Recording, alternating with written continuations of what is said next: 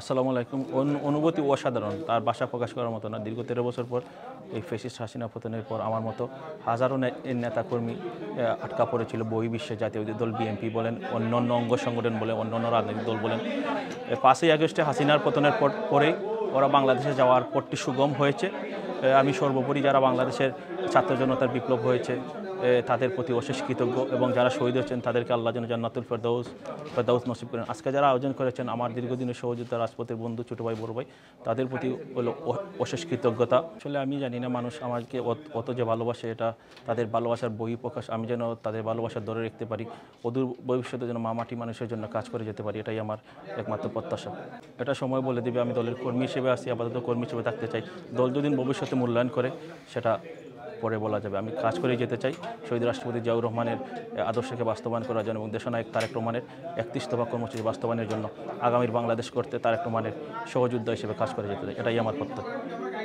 যাকে কেন্দ্র করে আজকের এই মত বিনিময় সভা বলেন, আমি বিদায়ী সম্বর্ধনা বলবো না এই জন্য, বিকজ আমরা শিমুলকে কোনো সময় বিদায় দিব না।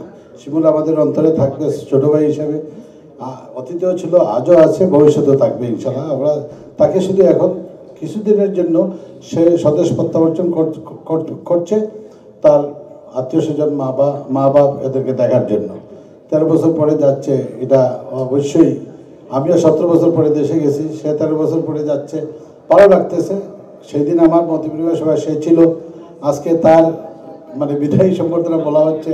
তার এই আজকের মত বিনিময় সভায় বা বিদায়ী সম্বর্ধনা সভায় আমি এখানে উপস্থিত হতে পেরে আমার খুব ভালো লাগছে। শিমুল আসলে আমার পূর্ববর্তী বক্তারা যেগুলো বলেছেন সকলের সাথে আমি একমত, এটা আমি রিপিট করতে চাই না, বাট আই লাভ হিম। আমার অনেক কাজ ছিল, আমি দেশে যাবো 1 তারিখে, কিন্তু আজকে আমি আসছি শিমুলের জন্যই, because I love him so much, like my younger brother. It is a recognition অনুষ্ঠান। তার যে কৃতকর্ম ছাত্র রাজনীতি থেকে ধরে আজ পর্যন্ত গত স্বৈরাচার পতনের আন্দোলনে তার যে অবদান, এটার একটা রেকগনিশন। আমি আপনাদের সকলকে ধন্যবাদ দিচ্ছি, এবং পার্টিকুলারলি যুক্তরাজ্য বিএনপি সহ অঙ্গ সংগঠনের বিভিন্ন স্তরের নেতৃবৃন্দরা এখানে এসেছেন। আমি অনেককেই চিনি, সিনিয়র নেতৃবৃন্দরা যারা এসেছেন, just to show your recognition, show your love and affection for Shimu. তো এইটাই আমার কাছে ভালো লাগে যে আমরা যে এখনও আমাদের সহকর্মী ছোট বড় তাদের কন্ট্রিবিউশনের জন্য আমরা সবসময় উপস্থিত থাকি, তাদেরকে রেকগনাইজ করি, তাদের পক্ষে কথা বলি। This is our achievement, this is our যে রেকগনিশন ইন পলিটিক্স। আমরা কি পেলাম, দল আমাদেরকে কী দিল, দেশ কী দিল, সেটা বড় কথা নয়। সবচেয়ে বড় কথা হলো আমরা কি দিতে পেরেছি দলকে এবং দেশকে।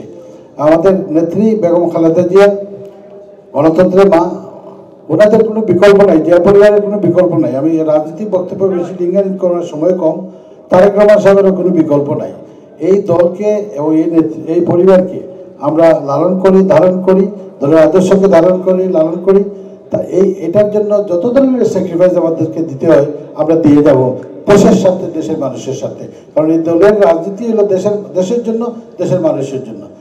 এবং এই দুইটা জিনিসকে তারা রাজনৈতিকভাবে সবসময় প্রাধান্য দিয়েছেন।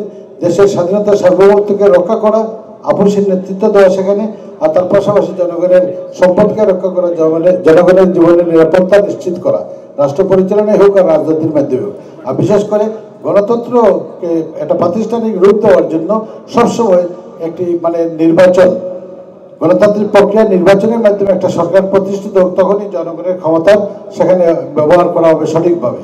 তো এই রাজনীতি আমাদের বিএনপি সবসময় করেছে এবং আজও করে যাচ্ছে এবং ভবিষ্যতে করবে ইনশাল্লাহ। আমরা আশা করি আমাদের নেতা জনাব তারেক রহমান সাহেবের নেতৃত্বে আগামীতে একটি গণতান্ত্রিক প্রক্রিয়া নির্বাচন হবে, এবং সেই নির্বাচনের মাধ্যমে বিএনপিকেই বাংলাদেশের মানুষ ভোট দিবে, এবং বাংলাদেশের মানুষের জীবনের নিরাপত্তা এবং রাষ্ট্র পরিচালনার সব দায়িত্ব বিএনপি নেবে। বিএনপির কোনো বিকল্প নাই।